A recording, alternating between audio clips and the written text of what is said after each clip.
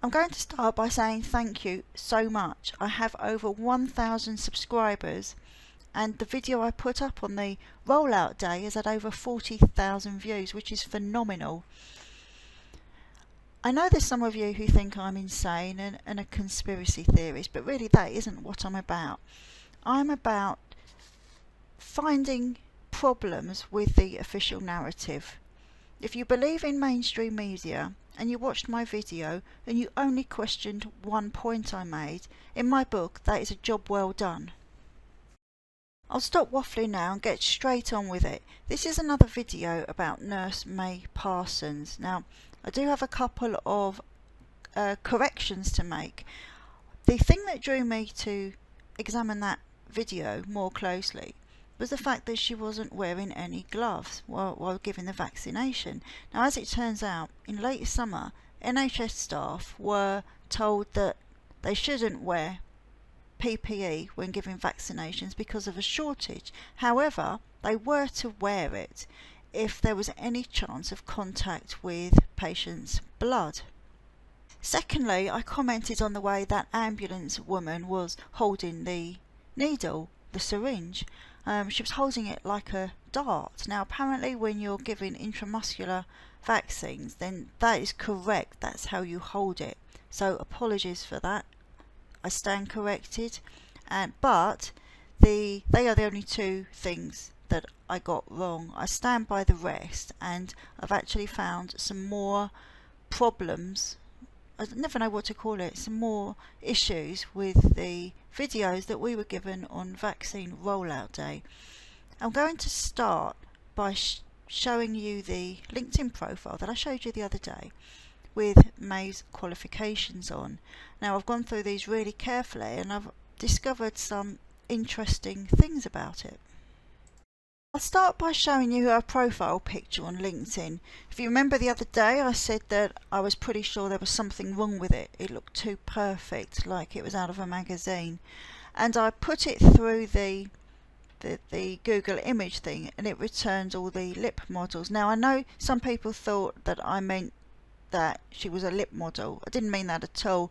What I meant was, if this LinkedIn profile had been there long enough, it would have been seeded in Google and therefore should have returned her LinkedIn profile. It didn't.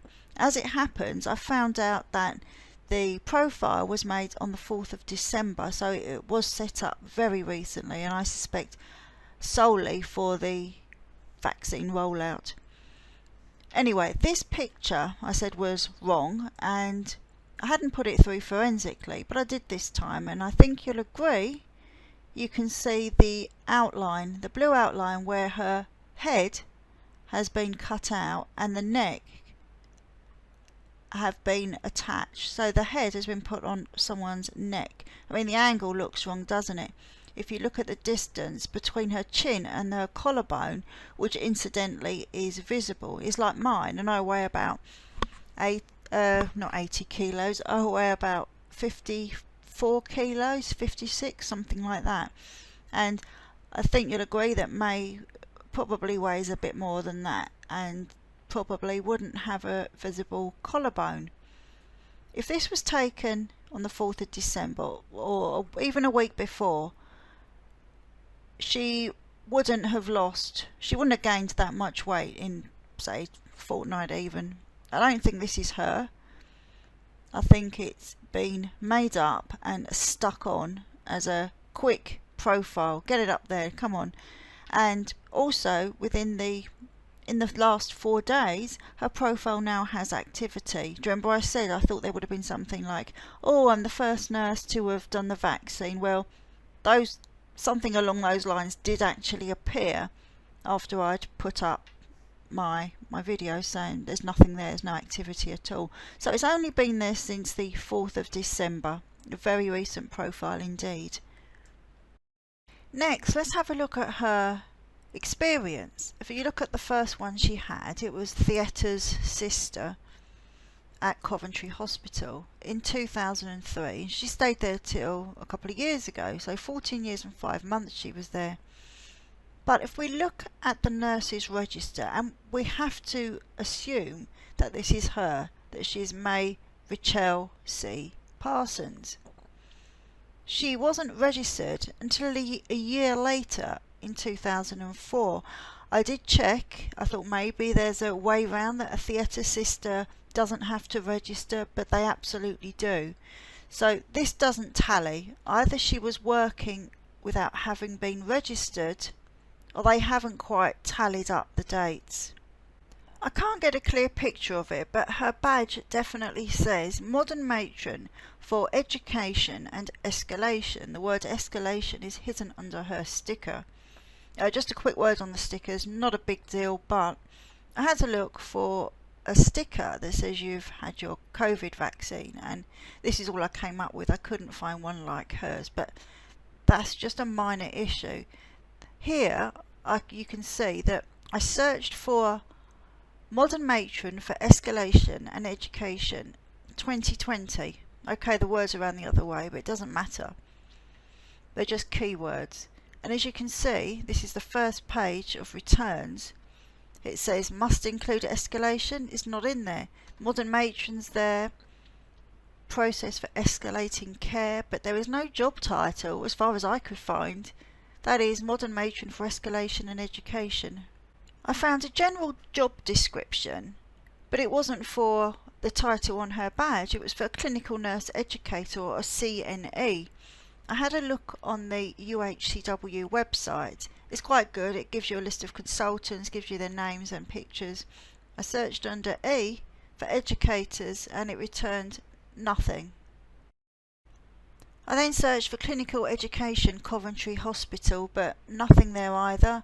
I did find an ad for a Clinical Education Facilitator at UHCW, but once again not the exact job title. And Clinical Education Lead, same story there. I gave up on that one and moved on to the Modern Matron for Respiratory at UHCW. I discovered that there was a Resuscitation and Clinical Skills department, but as I read down, I discovered that the Resuscitation and Skills Course Coordinator was a lady called Anne Martin. I discovered that UHCW has 2 respiratory wards, Ward 30 and Ward 31. Ward 30, they have pictures of the 2 members of staff. They've got the ward manager and the Modern Matron, but it's not May Parsons, it's Talitha Carding.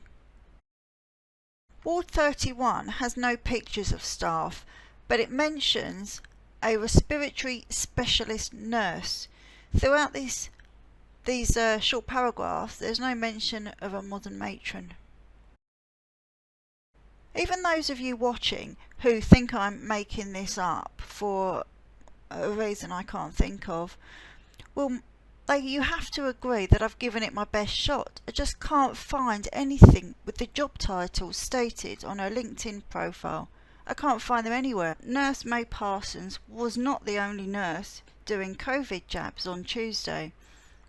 Over in Northern Ireland, there's a video of a nurse giving a colleague the jab, and I want to show you, this was a video but I've taken screenshots of it, of how she did the vaccine. If you remember back to my first video on this, I found the article that said the needle should go in between 70 and 90 degrees. As you can see in the picture above, the Northern Ireland nurse has got it at about 90 degrees. This is Parsons vaccinating Margaret. I printed off a copy of this and I used a gold pen to show you the angles.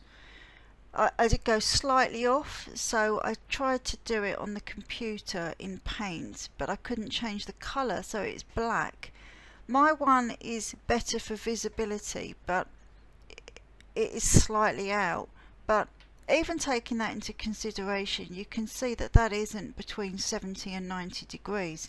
There may be somewhere that says that you can do it at that angle, but the fact that it said it on the information for staff, this is how you should do it. And also, did you notice that when she was vaccinating Margaret, she was in a very awkward position. She'd moved the trolley nearer to Margaret's chair, so she had to kind of twist her body to inject, which I found funny because this Northern Ireland nurse made sure she had a clear space around her. I mean, the differences are really noticeable. Another point I commented on in the video that got lots of views was the fact that Parsons did a lot of prodding, squeezing of Margaret's arm before she injected. Now, I should have made it clear that it's quite normal for someone who's going to inject a person to feel where the deltoid muscle is. That's normal, but it usually doesn't take several squidges up and down the arm. It wasn't concentrated to the top of her arm where the muscle is, where they put the vaccine. She went all up and down. I'm not going to show it now. You can go and see it anywhere, but that was also a big thing that stuck out for me. After the nurse from Northern Ireland had done her vaccine, you can see as she removed the needle, the colleague started to bleed, and it dripped down her arm. That's just the first bit when the needle came out, but there was clearly blood, which is probably why she chose to wear gloves. By the way, I watched lots and lots of these day one videos, and I'd say more than half had the rubber gloves on. But if you look at when Margaret had her jab, Parsons wipes the arm afterwards. And now I've taken screenshots of the wipe coming off of Margaret's arm, and it's safe to say that there's not even a speck of blood on the wipe. These are just two of my screenshots. I took many more, but you can go and have a look for yourself. If you slow it right down, go through it frame by frame, you'll see as she takes the wipe off, you can see there's nothing on it at all. There's something else that I can't really translate into a screenshot from a screenshot, is the fact that when Parsons has finished wiping down, she holds the wipe onto Margaret's arm as if she were, stopping the blood coming out. But if you notice, it's in completely the wrong place. I couldn't decide if it was that or the fact that she just didn't remove the wipe as she turned around to get the plaster. But regardless of that, it's very different to what the Northern Ireland nurse did. She actually put the cotton wool ball onto the bleeding bit where she just injected and got the colleague to press down hard, which is what the experience I've had in the past. They ask you just to press there while they get a bit of tape or stick a plaster on it, but she didn't do that pass. I also examined the last part of the process with Parsons and Margaret, and that was when she applied the plaster. It's really difficult to see. You have to go through it frame by frame, which is why this video wasn't up yesterday, and I said it would be. It was because it takes ages to go through a clip frame by frame, and it may just be a few millimeters out, but I am sure that Margaret puts the plaster on part of Margaret's arm that the needle wasn't on. I mean, you're going to have to go through that yourselves and have a look. It's going to take you lots and lots of time to have a look at it, but you can just see the outline of the plaster when it's all over, and you have to follow with your cursor. Try and keep it on the part where the needle is. You know the picture I showed you where I did the gold pen? The angle the needle goes in, try and keep your cursor there. It's not a very accurate way. If you've got the means to analyse it frame by frame and you're interested enough, go and do it. But to me it looks like she's a few millimetres out with the plaster. Next I'm going to show you just a few seconds clip of Parsons' interview with Good Morning Britain. It says 8:01 on the clock, I believe, and I want you to listen what the interviewer says, and I want you to watch Parsons' eyes. Found May for you here. She's not on IFB. She did an amazing. Sorry about the sounds. I recorded it with my phone because I just don't know how to download videos and put them in here. In case you didn't catch that, he said, "I found May for you here. She isn't on IFB." Now, IFB is a broadcasting term, and it means she hasn't got an earpiece, she's not being fed information. Now, I asked the question, why on earth did he mention that? I hadn't even crossed my mind. But when he says that, she suddenly opens her eyes and turns to him. The next clip I'm going to show you is of Parsons being interviewed by Sky News. Now notice there was no time on the clock. I don't know if that's usual. I forgot to look it up. I don't watch much TV. But this is really interesting. She's asked, when did she find out that it was going to be her? And you listen to her response. She gives way too much detail, and she's speaking really fast to try and get it out as quickly as possible. You don't need to give that much detail. She just needed a short answer. If I'd been asked why I'd been chosen and I was a nurse, I would have said, well, I was deemed the most I was the most experienced, something like that. But she goes on and on and on. And it's unnecessary. It's a well-known fact that when criminals are being interviewed, the more they speak, the more unnecessary information they give, the guiltier they are. You can go and look that up. But to me, this stands out as a big fib that she's telling, and she can't wait to get it out. Have a look at this. Margaret, for the hospital, but for you, just tell me what it was like. It's been all excitement and the sense of pride that we could actually provide this vaccination to our patients is something that is so positive amongst the negative things that's happened this year. I think we're all looking forward to actually giving our vulnerable patients in the community to have some protection from this devastating virus. And I think as a nurse, that's really important for me, knowing that they're going to be safe, they're going to be protected. And I think it's just first step for giving everyone a sense of normality soon, hopefully, once this vaccine rolls out for everyone. That is everybody's hope, isn't it? That is what this is all about. When did you find out that it was going to be you delivering that world first? Well, it was last week. It's only because I have been doing the flu jab and the pure vaccinator program in UHCW, where we have trained nurses to actually deliver the flu jab every year. And this year I've done 226 jabs amongst my peers, and because I've had all of that practice, they've deemed that I've had most numbers, then I would be able to kind of deliver it without any problems, and because of the practice I've had. So yes, that's probably why it was. So I was apparently the most prolific flu jabber in UHCW. So well, it's... Did you notice too the first part of that speech, which is the reason why I believe she was there, and that's to promote the vaccine. She wants to vaccinate. They want to vaccinate everyone, and the interviewer says, "Well, that's what it's all about, isn't it?" Which I thought was quite telling. Possibly a Freudian slip, who knows? But I definitely think that's the most telling clip. There is another one similar actually, where she's asked why she was chosen, and she says something very similar about that she was practicing on her colleagues, give the flu jab a few weeks ago, 226 jabs. It is way too much detail.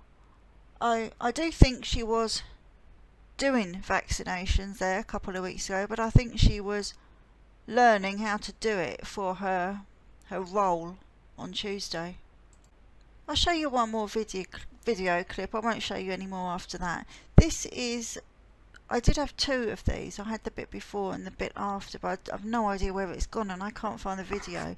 The computer was attacked yesterday with some frog.x virus. It even got through Norton and it took one of my folders, but I still have most of it left. So I can't find the first part, but this is the second part. And the first part, Parsons, you can see her walking in, so it's a bit that isn't seen that often. She walks in up to Margaret. This is the bit after that.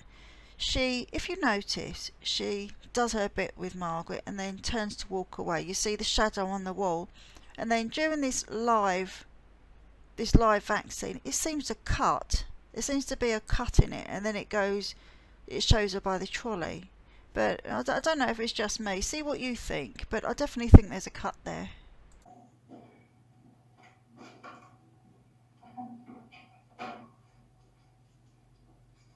You'll be pleased to hear I've only just got one more thing to say, and that's about her uniform. The uniform is still a mystery. I've spent a lot longer than I should have done trying to find it. I've even looked through the Philippines nurses' uniform, which are all white, which makes sense to reflect the heat. I've tried to look at surrounding hospitals, so in Warwick and Birmingham and No Joy. The nearest thing I found was actually from the UHCW, and as you can see above, it's a brown striped, but there's nowhere I can find this blue striped uniform that she wears. Well, I've shown you the majority of what I wanted to show you. There are other bits. If you look at the video, you'll see that her speech quickens up, and she doesn't take a breath in one of them. The one I showed you, it was the video where it cut back to Margaret, but there's one where it doesn't, and you can see that she hasn't taken a breath. She's just trying to get this information out. Well, I was the best because I did 226 flu vaccines on my peers. That's highly suspicious for me. I've got some other I had a few bits to say about Margaret. Oh, while we're talking about Margaret, a few people commented that Lynn Scott Margaret could have been Lynn Scott. Well, I have looked, and if you look at her visually, Margaret for sure has arthritis. You can tell by the shape of her leg and her hand. She's got the ulnar drift in some of her fingers. So, you know, that's not prosthetics. That's she has arthritis, because so do I. My fingers do the same thing. If you look at the lady, Lynn Scott, who got pushed over in the protest, she's going down. She's squatting. I don't think Margaret could have done that, and it's only 6 months ago, I believe. It was only in summer. So on that basis, I'd said it wasn't her. But then I looked at the nail beds. That's the only identifying feature I could find on both of them. If you look at Margaret's nail bed, not the length of the nail, but the bit underneath, hers are quite long and narrow. If you look at the Lynn Scott lady, hers are very short and stubby nail beds. So I'd say they were two completely different women. I hope you've enjoyed this. If I find any other major discrepancies, I will upload another video, but I'm feeling a bit awkward. I don't mind slagging off large companies and governments, but I feel a bit like I'm picking on one person, and you know, fundamentally I'm a decent person, and I'm slightly uncomfortable doing it. But if I do find anything else, and if I also find anything that disproves what I say, like she does have a role there, if I could find her on any list, that would be something, but I can't. There's a lot of information out there about lots of staff at that hospital, but I can't find her on any of them. I even discovered that at the Coventry Hospital they have a clinical trials department, and I thought maybe she's wandered in from that, you know, she's something to do with them.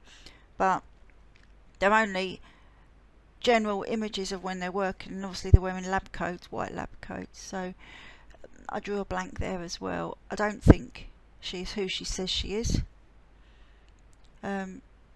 She just doesn't strike me as genuine, and that's just not. I'm not just going on a gut feeling. I'm going on the things I've seen and drawing a conclusion from that. I'll be interested to see what you think of it. Obviously, if I get as many comments as on that other video, I'm afraid I can't go through them all. I just don't have the time if I'm making videos. But I hope you've enjoyed it, and if you have, then please share it to your social media accounts. Thank you for watching.